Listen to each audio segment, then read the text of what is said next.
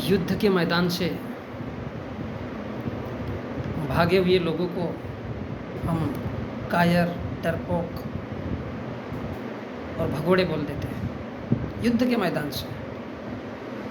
और जो जीवन के संघर्ष से भाग जाता है, जिसको वास्तव में पढ़ाई लिखाई से कोई मतलब नहीं होता, और वो जीवन के मैदान से उसको ऐसा लगता है कि नहीं यार, यहाँ हम कुछ नहीं कर सकते, वो जब भाग जाता है, ऐसे भागे हुए भगोड़े लोगों को जीवन से, जिंदगी के संघर्ष से, उनको इंजीनियर बनना नहीं होता है, उनको डॉक्टर बनना नहीं होता है, उनको हम क्या कहते हैं? साधु संत। हम देखते हैं वो केवल वही तक सीमित रहते हैं जो उन ग्रंथों में लिखा है। बोले क्या है तो हम कथावाचक हैं, बोले क्या है तो हम मंदिर के पुजारी हैं। ये क्या है? भगोड़े। जब कोई सेना में लड़ाई करने के लिए जाता है और उसको मरने से डर लगता है, या जब उसको ऐसा लगता है कि ये सब हम क्यों करें, तब वो उस मैदान को छोड़ करके भाग जाता है। बड़े आसानी से हम उसको कायर, डरपोक और वो बोल देते हैं। सेम चीज़ यहाँ है, जिनको सीने पे गोली खाने से डर लगता है, जिनको सीने पे गोली खाने से डर लगता है, वो लोग भगोड़े कहलाते हैं, कायर।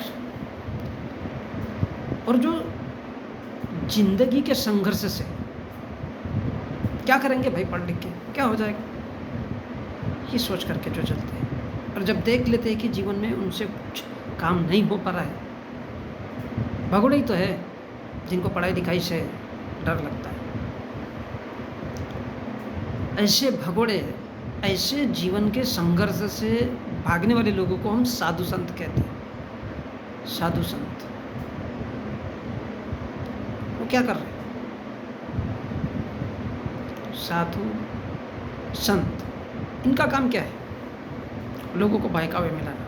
हाँ भाई, कैसे बहकावे मिलाना? यार भगवान है, सेल कर रहे, फटाफट फटाफट बिक्री ले लो, आ जाओ मंदिरों में, आ जाओ, घंटा बजाओ। वो लोगों को बोल बोल करके इतना मूर्ख, इतना पागल बना देते हैं, क्योंकि जिस प्रकार मंदिर में घंटा बजता है, उस प्रकार वो हमेशा मनुष्य के दिमाग में एड़ी जोरी का चोट लगा देते हैं कि किस प्रकार से हथौड़ा मारना है। और मनुष्य के मस्तिष्क में साला ऐसा खिल्ला घुस करके घुस जाता है कि वो निकलता ही नहीं। उनको लगता है यार भगवान तो है। ये क्या है? वो अपने जीवन का संघर्ष कर नहीं सकते, क्योंकि वो इंजीनियर बन नहीं सकते, वो डॉक्टर बन नहीं सकते, वो वकील बन नहीं सकते, वो प्रोफेसर बन नहीं सकते। जो डॉक्टर, इंजीनियर, वकील, प्रोफेसर बनने की सोच ही नहीं रख सकता, वो क्या करेगा? वो लोगों को गुमराह करेगा, तभी तो उसका पेट भरेगा। पेट भरने के लिए कुछ तो करना पड़ेगा, तो फिर क्या है? जैसे खुद कायर होते हैं, वैसे लोगों को कायर बनाते हैं। मेरे कहने का तात्पर्य ये है, क्या किसी साधु संत को कम से कम 6 महीना 1 साल के लिए किसी खेत में काम करवा के देख लो, उसकी जो औकात है वो सामने आ जाएगी। उसकी वास्तविकता, औकात का मतलब है वास्तविकता। उसको बोलो किसी सड़क पे मजदूर के रूप में काम करेगा, कर सकता है? नहीं कर सकता। क्यों नहीं कर सकता? क्योंकि वो जीवन के संघर्ष को जीवन के रूप में लेना नहीं चाहता है। उसको लगता है मैं झूठ बोल करके, लोगों से झूठ बोलूँगा तो ऑटोमेटिक पैसा आएगा। और जिसके पास पैसा आता है उसको तो फिर कोई मतलब ही नहीं होता। उसको तो जीवन क्या है ये भी पता नहीं चलता, उसको तो ये भी पता नहीं चलता कि इंसान भी क्या चीज़ है। लोगों के घरों से पैसा किस तरह से निकल सकता है, लोगों को बेवकूफ़ कैसे बनाया जा सकता है। ये साधु संत बनते किस लिए? ऐसी के लिए। उनको पता है देश की महिलाएं आती है, साला जब मर्जी में आए तब उनके साथ मनमर्जी का किया जा सकता है।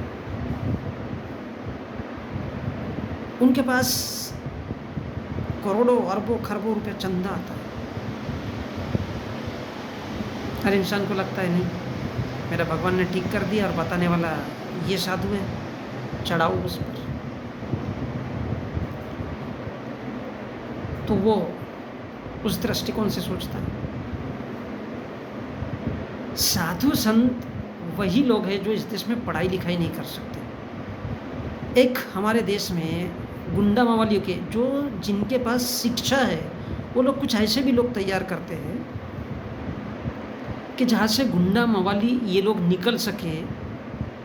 पढ़ने लिखने पे हर किसी का मन तो लगेगा नहीं, और जिसका मन नहीं लगेगा और जो इंजीनियर डॉक्टर बनने के लायक नहीं होगा तो वो क्या करेगा, कुछ तो उसको करना पड़ेगा। तो ये वही गुंडे मवाली लोग हैं जो पढ़ाई लिखाई नहीं होने के कारण साधु संत बन जाते हैं, क्योंकि उनके पास उनकी जो सोच होती है वो बदल जाती है। उनको पता होता है कि हमारे देश में क्या है, पैसा कमाए, धन दौलत आ गया, उसके बाद ख़त्म। और वही लोगों को वो देते भी हैं। क्या देते हैं? झूठी आस्था है कि भगवान तुम्हारा भला करेगा, तुम भगवान को मानो तो भगवान तुमको सब कुछ दे देगा। अरे भैया, भगवान अगर इस देश के लोगों को सब कुछ देता तो स्कूल कॉलेज ये सब करने की क्या ज़रूरत थी? क्यों इंजीनियर डॉक्टर वकील बनने की ज़रूरत थी? सारे के सारे इस देश के लोग जाकर के मंदिरों में बैठ जाते हैं, उनके हाथ में अपने आप टपाटप पैसे, धन दौलत ये सब आ जाता है। और यही वजह है कि हम बड़े आसानी से इस देश के सेना में युद्ध लड़ने वाले लोगों को हंस लेते कि यार उसने छोड़ दिया तो, क्योंकि बोले युद्ध के मैदान में वो लड़ नहीं पाया इसलिए उसने छोड़ दिया। बोले कायर, भगोड़ा और न जाने उसको क्या क्या बोल देते हैं, डरपोक।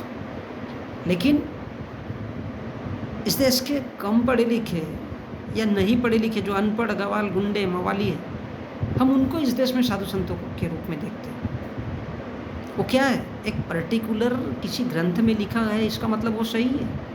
वो आप सब लोग, इस देश के लोग पूरे के पूरे उसको बड़े जोर शोर और ताव के साथ पढ़ते हैं, जोश में आकर के पढ़ते हैं। क्यों? क्योंकि एक दो नहीं, भारत का चाहे हिंदू हो, मुसलमान हो, सिख हो, ईसाई हो, जैन हो, पारसी हो, सारे के सारे लोग जीवन के संघर्ष से भाग करके मंदिर मस्जिद और इन सब में जाते रहते हैं। हम भारतीय हैं, मंदिर मस्जिद ही हमारी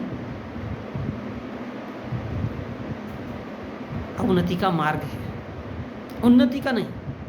उन्नति का मार्ग अगर खोजना है तो स्कूल जाना होगा, कॉलेज की पढ़ाई करनी होगी, तो ही हम इंसान बन सकते हैं। और इसलिए जो जीवन के संघर्ष से भाग जाते हैं, वो किसी भी धर्म के लोग क्यों ना हो, वो जाकर के साधु संत बन जाते हैं, क्योंकि उनको पता है वहाँ पर कुछ एकदम 100% कंफर्टेबल जोन। जो ग्रंथ चाहे हिंदू या मुसलमान, उनके सामने जो ग्रंथ आया उसको पढ़ाई लिखाई करके वही लोगों को खाली